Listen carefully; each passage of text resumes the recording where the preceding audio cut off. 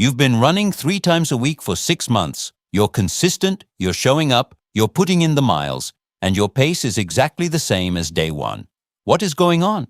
Here's the thing that nobody tells you, and honestly, it's a little frustrating when you first hear it. Running more is not the same as running better. And that one idea right there is the reason most runners stay stuck for years. Not months, years. So if you've been grinding through the same routes, the same effort, the same everything, and wondering why your body just refuses to get faster, stick with me because we're about to flip your whole approach upside down. And hey, if you're new here, welcome. Hit that subscribe button real quick. We talk about running in a way that actually makes sense, no fluff, no gimmicks, just stuff that works. So let me set the scene for you. 6 months ago, you made a decision. You laced up, you committed to 3 runs a week, and you didn't quit. That alone puts you ahead of most people. But somewhere around month 2 or 3, you probably noticed something weird. You were getting more comfortable, sure, but not necessarily faster. Your mile pace kind of just stayed there, like it got comfortable too. And the maddening part? You feel fitter. You don't gas for air the same way. You recover faster. But pull up that running app and the numbers tell a different story. Same pace, month after month. What I'm going to share with you today is the real reason this happens. And it goes way deeper than just run harder. There are 3 specific things that are almost certainly keeping you stuck. And once you understand them, everything changes. Not eventually, quickly. Drop a comment and tell me where you're watching from, by the way. I love knowing who's on the other side of this video. City, state, country, let me know. All right, let's get into it. The first thing you need to understand is something called adaptation. Your body is, without exaggeration, one of the most sophisticated machines ever created. And one of its superpowers is getting incredibly efficient at things you repeat. That sounds great, right? But here's the catch. Efficiency is the enemy of improvement. Think about it like this. The first time you drove a car, it was mentally exhausting. You were thinking about every single thing at once. Now, you can drive and have a full conversation without even thinking about it. Your brain adapted. Your body does the exact same thing with running. When you started 6 months ago, every single run was a challenge. Your muscles were working hard, your heart was pumping, your lungs were pushing. Your body had no idea what was coming next, so it was constantly being forced to adapt and grow stronger. But after a few months of the same distances, same routes, same effort level, your body figured it out. It became efficient. And efficient is just another word for no longer improving. So when people say, just run more miles, they're only halfway right. It's not about more, it's about different. And this is where most runners make their first big mistake. They keep doing what got them to their current level and expect it to take them to the next one. That's not how physiology works. Now here's the part that actually surprises people when I explain it. Running slower on purpose can make you faster. I know that sounds completely backwards, but hear me out, because this is one of the most misunderstood concepts in all of recreational running. Most people, when they head out for a run, go at what feels like a moderate effort. Not super hard, not super easy, just kind of medium. And here's the problem with medium. It's too hard to be truly easy and too easy to actually push your cardiovascular ceiling higher. You're stuck in this middle zone where you're burning energy and accumulating fatigue without really getting the specific adaptations you need. Elite runners, the ones who seem to effortlessly glide at paces most of us can only dream about. They spend roughly 80% of their training running at a genuinely easy pace. We're talking a pace where you can hold a full conversation without struggling, slower than you think, almost embarrassingly slow sometimes. And then they spend the other 20% going hard, really hard, intentionally, specifically hard. This is called polarized training, and it works because it gives your aerobic base room to actually develop without constantly beating up your body, while the hard efforts push your performance ceiling upward. The medium zone? It just keeps you treading water. So ask yourself honestly, when was the last time you ran so easy that someone watching you might wonder if you were even trying? And when was the last time you did a workout that genuinely left you breathless on purpose? If your answer to both of those is never or I'm not sure, then you've just found your first major unlock. Okay, now let's talk about the second thing that's keeping your pace stuck. And this one is less about how you run and more about what you're not doing between runs. Here's a question I get all the time. I run 3 days a week, What am I supposed to do on the other 4? And a lot of people say rest, which, yes, rest matters. But there's something specific that happens in your legs, your hips, your glutes, and your core that running alone just does not fix. And when those areas are weak or imbalanced, your running form slowly breaks down the more tired you get, which means every run is less efficient than it could be. Your glutes, for example, are supposed to be the primary engine of your running stride. They drive you forward. They stabilize your pelvis. They protect your knees. But most people, especially those of us who sit at a desk for a big chunk of the day, have glutes that are essentially asleep. Not weak in the traditional sense, just not firing the way they should during dynamic movement. And when your glutes aren't pulling their weight, other muscles overcompensate.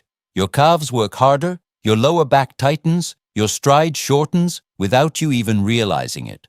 And a shorter stride at the same effort level equals a slower pace. Every single time. The fix isn't complicated.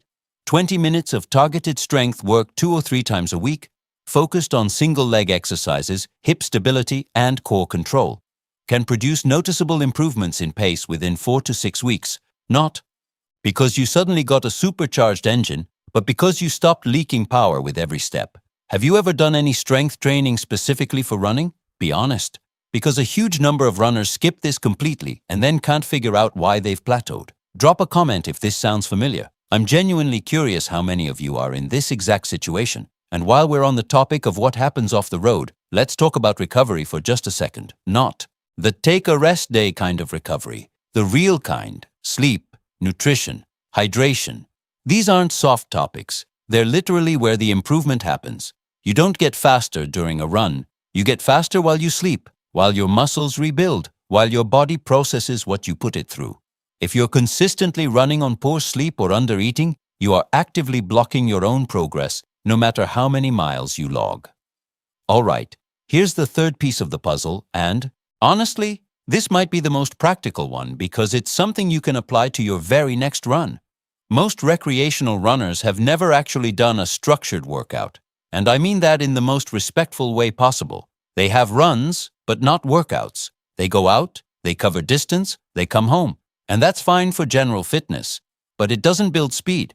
Speed comes from speed work, specifically from training your body to run at paces that are faster than your goal. Pace in controlled intervals so that your goal pace starts to feel manageable.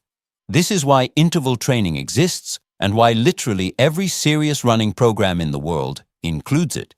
Now I know intervals can sound intimidating, but let me simplify it to the most beginner-friendly version possible. Take one of your 3 weekly runs and replace it with this. After a 10-minute easy warm-up, run hard for 1 minute, then recover with 2 minutes of easy jogging. Repeat that 6 to 8 times, then cool down with 10 minutes easy. That's it. That's a workout. What happens in your body during those 1-minute efforts is genuinely remarkable. Your heart rate spikes, your muscles recruit fast twitch fibers they normally ignore, your lungs are pushed to actually expand their capacity. And then during the recovery, your body starts figuring out how to clear the byproducts of that effort faster and more efficiently. Do this consistently, and your body starts to handle faster paces with less stress, which shows up directly in your time per mile. The reason this works when just running more doesn't is because you're providing a specific stimulus. You're not just asking your body to run, you're asking it to run fast, which is a completely different conversation. And here's something worth sitting with. Most people avoid speed work because it's uncomfortable. That discomfort is kind of the whole point. Not painful, not dangerous, just genuinely challenging. That one? Minute feels long when you're pushing hard, but it's 1 minute. You can survive 1 minute. What's your relationship with discomfort in training? Because I think a lot of us avoid the hard stuff and then wonder why the easy stuff isn't producing results anymore. That's a pretty human thing to do. But it's worth noticing. So let me bring this all together, because I want you to walk away from this video with a clear picture of exactly what to change. Your pace has been flat because your body adapted to your current routine and had no reason to keep improving. You've been running in the middle zone too often, not getting the benefit of true easy effort or true hard effort. You've likely been skipping the strength work that would make every stride more efficient, and your 3 weekly runs are probably all structured the same way, without any intentional speed stimulus. Changing just one of these things will produce results. Changing all of them at once? You're going to look back at your running data 3 months from now and barely recognize the numbers. Here's the simplest version of a restructured week. One easy run where you genuinely hold back and stay conversational the whole time, one interval session with the structure I just described, and one medium-long run where you focus on time on your feet rather than pace. Add 2 short strength sessions on your off days, protect your sleep, and fuel yourself like an athlete even if you don't call yourself one yet. That's it.